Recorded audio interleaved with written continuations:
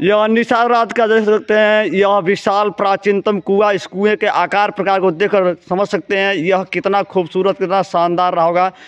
सच का 24 तो आ चुके हैं सिंगेरपुर किला में। आपको बता दें वही पवित्र स्थान है जहां पर श्री राम प्रभु एक रात्रि निवास किए थे। यह गुरा निषाद का वह प्राचीन और भव्य किला है जिसको देख सकते हैं कि इसकी ईंट को देखकर अंदाजा लगा सकते हैं और इस जगह को अंदाजा लगा सकते हैं ये कितना प्राचीन हो सकता है।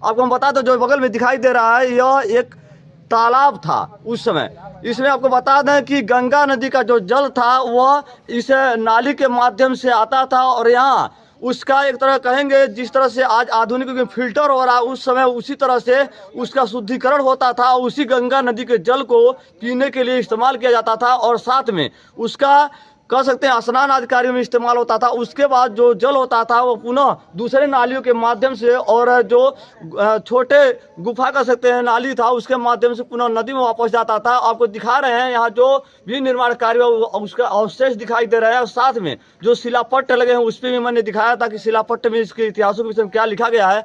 और यह पूरा जो अवशेष दिखाई दे रहा है पूरा एक खंडहर दिखाई दे रहा है। चीख चीख करके निषाद राज का जो इतिहास है, जो उनका साम्राज्य है और जो उनके वंश हैं उनका पूरा एक कहानी कह रहा है, पूरा उनका अस्तित्व बता रहा है। और बता दें कि प्रभु श्री राम के जो अभिन्न मित्र थे निषाद राज, उनका यह किला है। आपको बता दें कि प्रभु श्री राम जब अपने पिताजी के आदेश से वनवास के निकले थे तो सबसे पहले उनका वनवास यहीं शुरू था, क्योंकि वह एक रात के लिए यहाँ विश्राम किए थे। और इसके बाद निषाद राज के नाव से उनके सहयोग से इस नदी को पार करके चित्रकूट गए थे, तो यहाँ से उनके वनवास का यात्रा प्रारंभ हुआ था। तो यह वो पवित्र स्थान है, ऐतिहासिक स्थान है जो अपने आप में बहुत ही गौरवशाली है, बहुत भव्य है। इसको हम पूरा दिखाएंगे। ऐतिहासिक स्थल है तो आप देखते रहें और इसका पूरा निर्माण जो है जितना पूरा तत्व इसका खुदाई हुआ अवशेष हुआ है वह आपको दिखाएंगे और बताएंगे। और बता दें कि यह जब कांग्रेस का शासन था